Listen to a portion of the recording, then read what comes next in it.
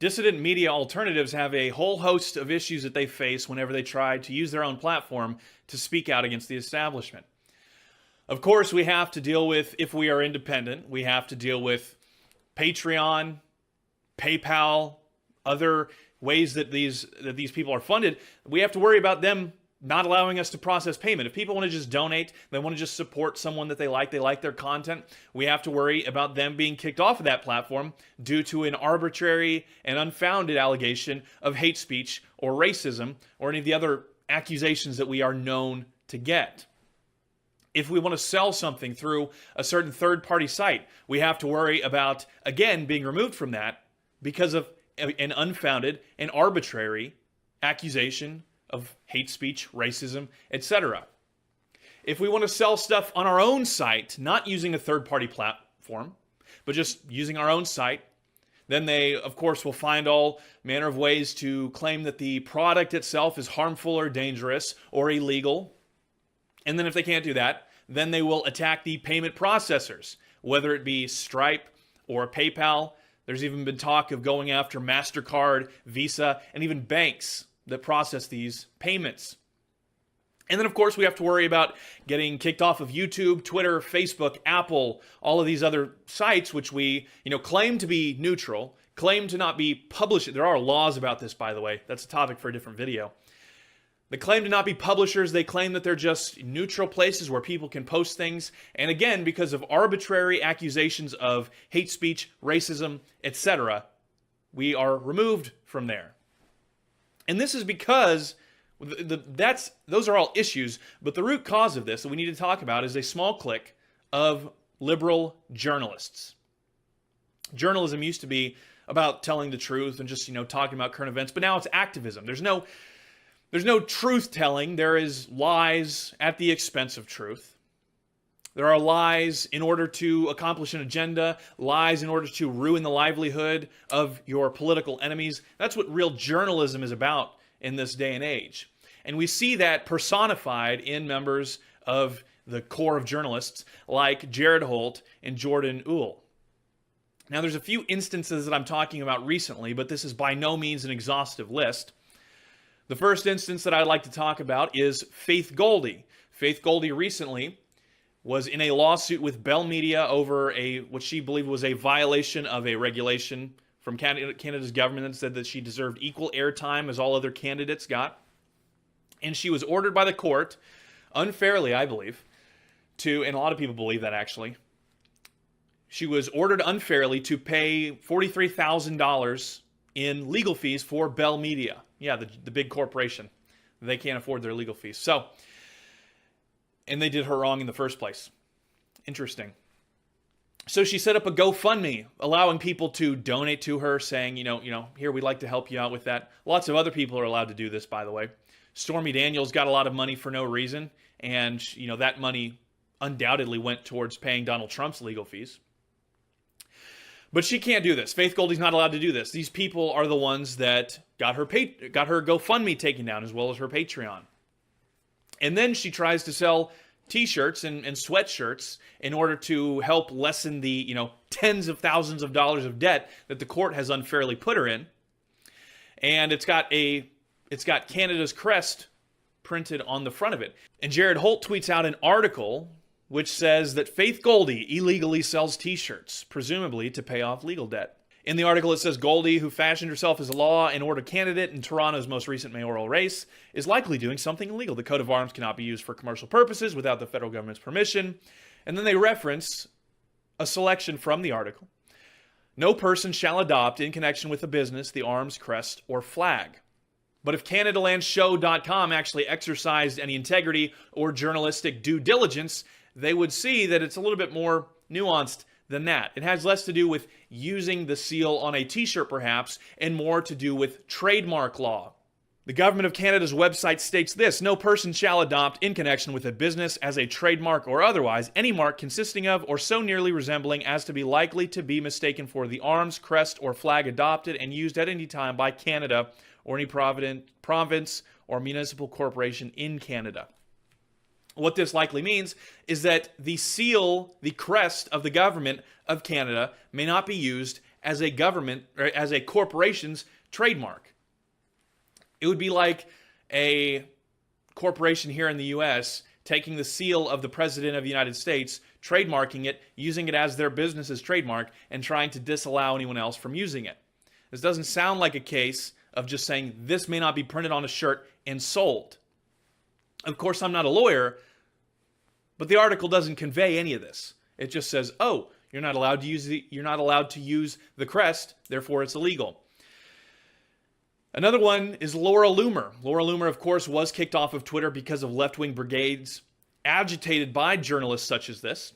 Jared Holt recently posted screen captures of Laura Loomer's Instagram story in which she posted depression-related posts talking about some hard times that she's going through.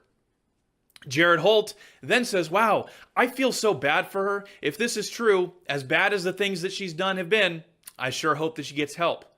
The reason that she is posting these things, the reason that she may be feeling depressed, the reason that she would do these things which you claim are so bad, so heinous, the reason that all of these things are happening is because of people like Jared Holt.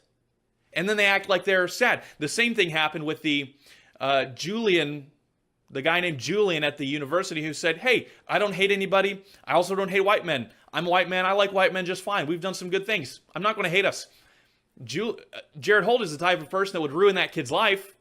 But then Jared Holt says, "Wow, such a shame how all these young white men ruin their lives.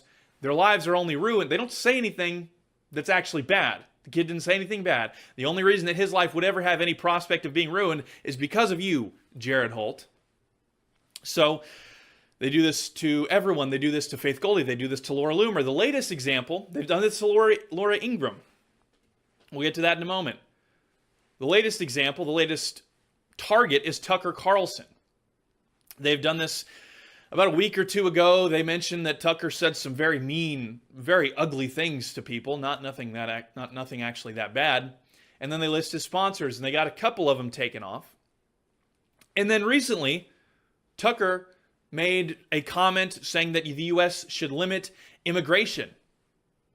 And so what does Jared Holt do? Well, he finds a recording of a white nationalist podcast. Some people that are actually stupid enough to be white nationalists, as they're called. Mike Enoch, actually a very dumb person. And they say, Tucker is good. He's actually saying things that we like. Yeah, you can like limited immigration from multiple different reasons. They're not all hateful. Some of them are because it's destroying the country. Others are because they hate Mexicans. Tucker Carlson can believe that immigration is damaging to the country for perfectly innocuous, valid reasons, while other people believe it for very stupid, perhaps immoral reasons. But Jared Holt links the two together, of course. He says, "Look, see, racist Nazis say that they love Tucker Carlson. That means that Tucker Carlson's basically a white nationalist." I bet Adolf Hitler probably brushed his teeth just like Jared Holt does, but I wouldn't claim that Jared Holt is a Nazi just because of that. But maybe we should start doing that. I don't know. That seems to be their tactic. Maybe if we played by their rules, maybe we wouldn't lose so much, or maybe they would learn to stop doing this sort of thing. But we're honest people, folks, so we don't lie like them. Anyways, I'm getting off track. So Jared Holt posts this article on Right Wing Watch, and then his good buddy Jordan Uhl, I don't know how to say his goofy name. Jordan Uhl posts a clip of Tucker talking about feminism and how politically correct motivated movements like feminism have brought us into a scientific dark age. We're not allowed to research certain things. Certain scientific facts are immoral, hateful, racist even. He talks about how people motivated by this feminist ideology just roam around looking for a new victim. Yeah, it's very hateful. There was also a chyron on Tucker's show that said Pocahontas 2020, talking about Elizabeth Warren's possible run. So this, and then he listed, these are the sponsors that were advertising during this segment. So Tucker Carlson calls her Pocahontas, not racial, by the way. It's not a racist ad. He's not saying we hate Elizabeth Warren because she claims to have Native American blood. He also listed sponsors. He tagged them in the tweet following after the one where he said, "Look at this, where Tucker Carlson says that he hates women." He didn't say that, of course, but that's how this is framed. And then he lists the sponsors. The tweet has thousands of, I think it had about 1,500 likes at the moment, if not more. And these tweets garner thousands of likes, thousands of retweets, thousands of people see them, thousands of people tweet at these advertisers and ask them why they're advertising on a racist show. Again, like I said earlier, how dare they advocate for the genocide of Mexican children? How dare you sponsor this? It's not true, but the company, of course, saying, wow, I don't want to lose money over this. We're going to have to pull ads. And these people know that this does not warrant that type of treatment. But they're political ideologues. They have an agenda, and they're pursuing that agenda at whatever costs they have to. But this isn't a new tactic. This is, in fact, a formula that they followed.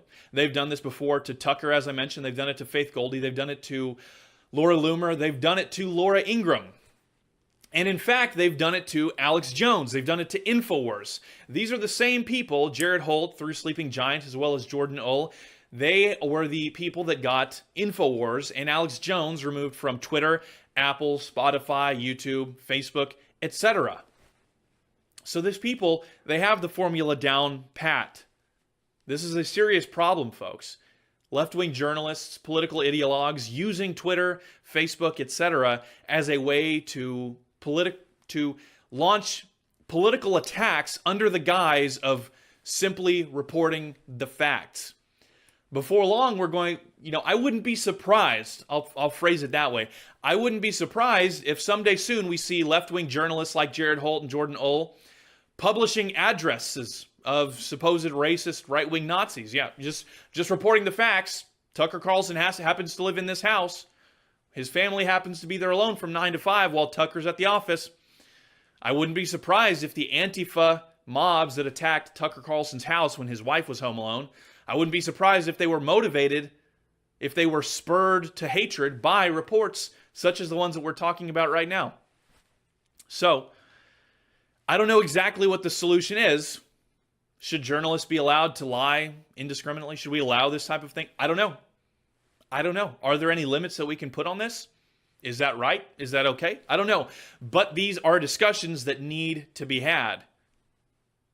Because people are not, people currently are not free to say, we supposedly have the right to freedom of speech under the government. The government can't restrict it, but can corporations restrict the right to free speech?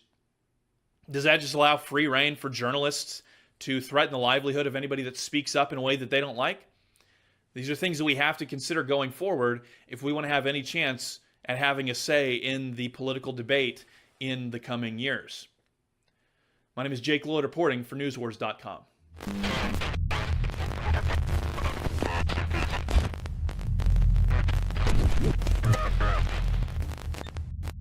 Maximize your potential and take your body back with Super Male Vitality. We're breaking the conditioning and fighting back against the globalists' war on male vitality.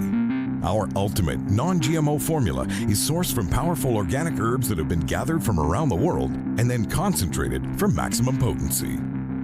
Super Male Vitality was developed to activate your body's natural processes instead of using synthetic chemicals. InfoWars Life wants to bring you the highest quality products. Our unique combination of ingredients is designed to assist the body in regulating proper balance and creating superior vitality in males. Support your body and mind and take yourself to the next level. Boost your vitality and energize your life. Take control of your body. Grab a bottle of Super Male Vitality today at InfoWarsLife.com. That's InfoWarsLife.com.